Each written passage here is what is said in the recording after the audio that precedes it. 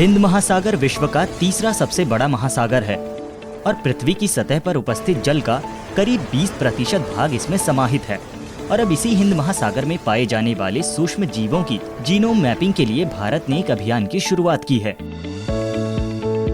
जी हाँ, जैसे इंसानों के गुणसूत्रों में विभिन्न जीन्स की स्थिति और उनके बीच की दूरी का पता जीनोम मैपिंग के माध्यम से लगाया गया है, वैसे ही अब वैज्ञानिक महासागर में पाए जाने वाले सूक्ष्म जीवों के जीन्स की पहचान और मैपिंग करेंगे।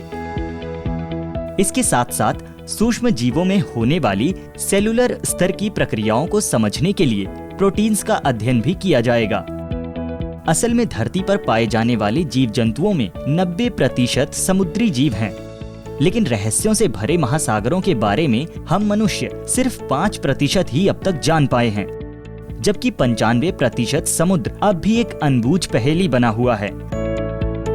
समुद्र अपनी गहराइयों में दुर्लभ जीव जंतुओं, सूक्ष्म जीवों और वनस्पतियों की दुनिया समेटे हुए है और इन्हीं रहस्यों को जानने के लिए गोवा में स्थित CSIR के राष्ट्रीय समुद्र विज्ञान संस्थान ने इंडियन ओशियन जीनोम मैपिंग अभियान की शुरुआत की है।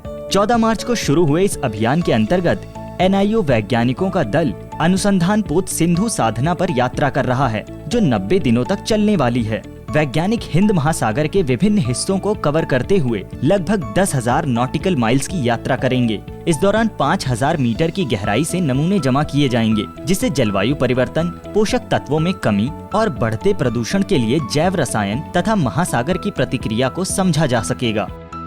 इन्हीं सब पहलुओं को समझने के लिए सैंपल से प्रोटीन का अध्ययन किया जाएगा। असल में विभिन्न स्थितियों में जीवों में होने वाली जैव रासायनिक प्रतिक्रियाओं के लिए प्रोटीन मार्कर और उत्प्रेरक के रूप में काम करते हैं। इनकी मदद से शोधकर्ता समुद्र की बदलती परिस्थितियों में जीवों की शारीरिक प्रतिक्रियाओं की पहचान करने में सक्षम होंगे। इस परियोजना को पूरा होने में 3 साल लगेंगे। इसके अलावा इस अध्ययन में समुद्र के विभिन्न हिस्सों में विशिष्ट खनिजों की प्रचुरता और कमी को समझने की कोशिश भी की जाएगी, जो महासागरीय परिस्थिति की प्रणालियों में सुधार से जुड़ी रणनीतियों में सहयोग होगा।